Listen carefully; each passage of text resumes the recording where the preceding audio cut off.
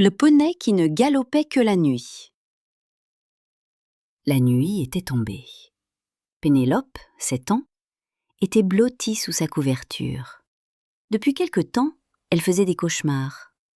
À peine fermait-elle les yeux que des ombres mystérieuses venaient la retrouver. Et elle finissait toujours par rouvrir les yeux, le cœur serré, incapable de rendormir. Ce soir, elle regardait par la fenêtre. Le ciel était noir, piqué d'étoiles argentées, et puis, elle le vit. Une silhouette brillante glissait parmi les toits, pas un oiseau, pas un nuage, c'était un petit poney qui volait. Il s'arrêta juste devant elle, posant délicatement un sabot argenté sur le rebord de la fenêtre. Pénélope ouvrit de grands yeux. « Bonsoir, Pénélope, » dit le poney d'une voix douce. « Qui es-tu » chuchota-t-elle. « Je m'appelle Lune. Je viens quand les rêves s'égarent. Veux-tu m'accompagner » Pénélope hésita une seconde, puis elle grimpa sur son dos. Et tandis que le vent de la nuit faisait danser ses cheveux, elle s'élança parmi les étoiles. La nuit était immense. Lune volait sans un bruit. Sous eux, les petites fenêtres des maisons ressemblaient à des lucioles endormies. Le froid du soir caressait le visage de Pénélope. « Où m'emmènes-tu » demanda-t-elle. « Là où les rêves ont besoin d'aide » répondit Lune. Il expliqua qu'à la tombée du soir, des cauchemars venaient tenter le sommeil des enfants, et que lui, Lune, était là pour guider celles et ceux qui avaient peur. « Et mes cauchemars à moi » demanda Pénélope. « Nous y viendrons. Mais d'abord, nous avons du travail. » Le poney argenté plongea en silence, jusqu'à atteindre la fenêtre d'une petite maison où dormait Martin.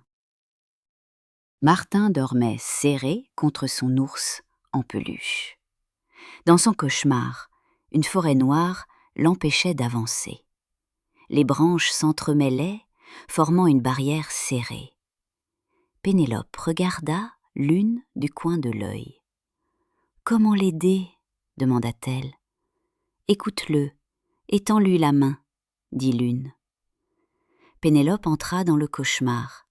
Elle aperçut Martin, petit et tremblant, parmi des arbres trop grands. Elle l'appela tout doucement. « Martin, je suis là. Je te tiens la main. Tu n'es pas seul. » La forêt sembla s'apaiser. Les arbres reculèrent. À la place, des lucioles apparurent, guidant Martin vers un chemin plus lumineux. Le petit garçon leva les yeux, serrant fort la main de Pénélope, puis s'élança. Et la forêt noire devint une clairière douce, où l'on entendait le chant des grillons. Pénélope sortit du cauchemar, bouleversée mais heureuse. « Tu vois, Pénélope, » dit Lune, « souvent il suffit de tendre la main pour que la nuit devienne plus douce. » Plus tard, tandis qu'il volait à nouveau parmi les étoiles, Lune s'arrêta. « Et toi, Pénélope, qu'as-tu vu la nuit dernière » Pénélope baissa la tête. « J'étais coincée. Il y avait des murs trop hauts. Je voulais crier, mais ma voix restait bloquée. Et je ne savais pas où aller. »« Allons-y, » dit Lune. Aussitôt, ils plongèrent dans le cauchemar de Pénélope. Les murs étaient immenses, noirs, serrés les uns contre les autres. Pénélope sentit la peur remonter du fond de son ventre. « Et si tu posais ta main ici » suggéra Lune, en pointant une petite fissure. Pénélope inspira profondément, leva la main et toucha le mur du bout des doigts. À cet endroit précis, une fissure apparut, puis une petite fleur, et peu à peu, le mur devint léger, comme du papier de soie que l'on pourrait froisser. « Ce poids vient de ta peur, Pénélope, et ta peur devient plus légère quand tu la regardes en face, » dit Lune. Pénélope sentit un poids quitter son ventre. Elle regarda le chemin s'ouvrir, où l'attendait un champ de fleurs argentées. Les murs s'effondrèrent peu à peu, et Lune l'emmena plus loin, où d'autres enfants attendaient. Assis en cercle, ils avaient l'air inquiets. Leurs visages portaient des marques de fatigue, des petites rides de peur qu'on ne devrait pas voir sur des visages d'enfants. « Ce sont des enfants comme toi, » dit l'une. Eux aussi voient des murs, des forêts profondes, des ombres mystérieuses. Et eux aussi apprennent à les changer. Pénélope s'assit parmi eux. Une petite fille racontait un dragon qu'elle ne savait pas affronter. Pénélope s'avança.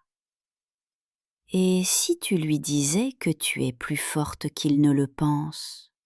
proposa-t-elle. La petite fille hocha la tête, et peu à peu, le dragon perdit de sa force, devient plus petit, jusqu'à ressembler à un petit lézard endormi. Les autres enfants regardaient Pénélope, émerveillés. « Tu comprends, Pénélope ?» dit l'une.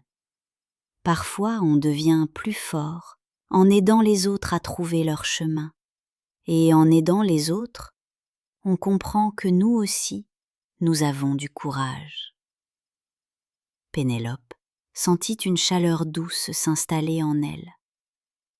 La nuit était noire lorsqu'ils arrivèrent devant le plus profond des cauchemars de Pénélope. Une ombre gigantesque l'attendait.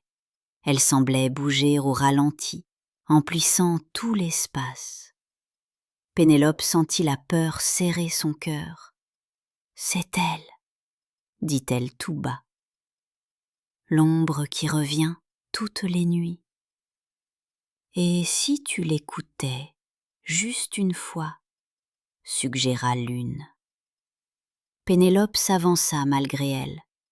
Son cœur battait fort. Elle leva la main, regarda l'ombre et demanda « Qui es-tu et que me veux-tu » L'ombre s'anima. Ce n'était pas un monstre, juste une petite boule noire qui chuchotait « J'ai peur d'être seule. » Pénélope s'agenouilla. « Moi aussi j'ai peur parfois, mais je sais que tu fais partie de moi et je t'accepte. Je sais qu'on peut marcher ensemble sans plus jamais avoir à se faire du mal. » La boule noire s'illumina alors, et la nuit devint un champ d'étoiles où des lucioles dansaient. L'une ramena Pénélope à sa fenêtre. Le ciel était devenu plus doux, plus calme. « Souviens-toi, Pénélope, tes peurs ne sont que des graines que tu peux changer en fleurs. Et chaque nuit peut t'apporter quelque chose de beau. » Pénélope descendit du dos du poney argenté. Avant de partir, l'une la regarda longuement. « Je reviendrai si tu en as besoin, mais je sais que tu as tout ce qu'il te faut en toi. » Une petite plume argentée tomba du ciel. Pénélope la ramassa, émue, serrant le petit trésor contre son cœur. Les jours passèrent, puis les semaines.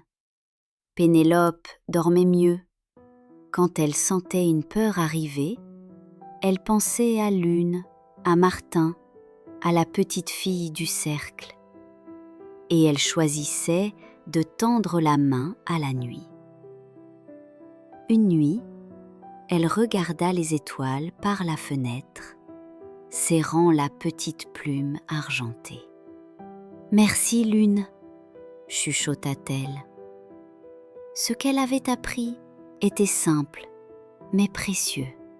Ce que nous appelons cauchemars ne sont que des ombres que nous n'avons pas encore regardées en face.